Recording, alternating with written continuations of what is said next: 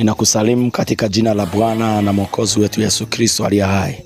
Ninaitwa Mwalimu Israel Musali, mwalimu wa neno la Mungu na mhubiri wa Injili inayotumika na huduma ya Winning Soul Ministries. Ninakukaribisha kwa jina la Yesu Kristo uweze kufuatilia mafundisho na mahubiri ya neno la Mungu ambayo yanafuata sasa hivi. Ninaamini Mungu anakwenda kukubariki na kukuinua unaposikiliza na kujifunza katika mahubiri na mafundisho yanayofuata sasa. Mungu akubariki sana na kutakia neema ya Kristo. Na pia ukitaka kuwasiliana nasi kwa ajili ya maombi na ushauri, unaweza kutumia namba za simu zifuatazo: 0762 960 603, 0762 960 603, au unaweza kutumia namba nyingine ya 0623 99 31 58. Nilikuwa nasikiliza ushuhuda wa baba yangu wa kiroho. Anasema kulikuwa kuna mkutano mkubwa mahali fulani. Watu walikuwa ni wengi mno. Alafu akawa amesimama mhubiri anahubiri habari za Yesu. Na anasema ya kwamba Yesu yuko hai leo. Sasa anasema hivi, kule nyuma ya mkutano watu ni wengi, maelfu na maelfu. Alikuwepo mtu mmoja wala sio Mkristo. Akawa amekusanya watu, anawaambia huyu anachohubiri anawadanganya. Kwa kila akihubiri yule mtumishi alikuwa amuoni yule mtu kwa sababu watu ni wengi. Yeye kule nyuma amekazana kwamba anawadanganya, anawapotosha. Na inawezekana wapo watu wa namna hiyo. Tunaposema Yesu yuko, anasema wewe acha hizi geresha. Anakuambia hizi si geresha, ni habari za kweli.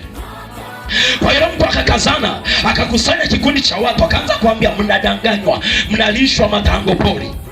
Sasa wakati anaendelea kuambia watu namna hiyo, amekusanya kikundi kwenye mkutano. Anasema hivi, sasa yule mtu ndiye anakuja kushuhudia. Anasema hivi, ghafla Yesu akatokea mbele yake,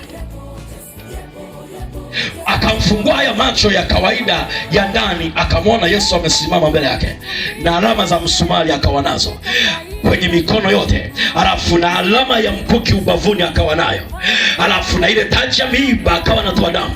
Akamwambia hivi, mimi Yesu ambaye unasema nimekufa, ni mimi hapa, niko hai. Aliposema namna hiyo, yule mtu akaanguka chini, akazimia. Aliponyanyuka, Yesu hayupo.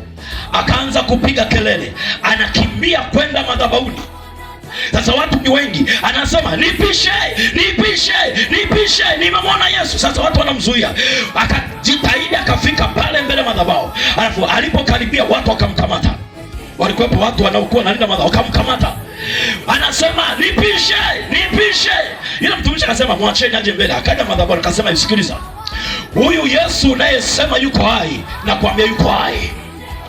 Amenitokea nikiwa kule nyuma ya mkutano, akaniambia niko hai. Sasa yule mtumishi akaacha kuhubiri, yule jamaa akaanza kuhubiri mwenyewe. Akasema sikiliza, wote mnaobisha kwamba Yesu hayuko hai, ninataka kuambia amenitokea nikiwa nimekaa kule nyuma. Nilikuwa ninakataa kwamba Yesu hayuko hai, amenitokea akaniambia niko hai, nami nawaambia Yesu yuko hai. Wahubiri wakawa wawili. Nami nataka kuambia wote wanaobisha habari za Yesu ya kwamba Yesu yuko hai, ya kwamba Yesu sio msukule, ya kwamba Yesu sio maiti, yuko hai na yuko mahali hapa pamoja na sisi. Tutamwona akifanya kazi yake.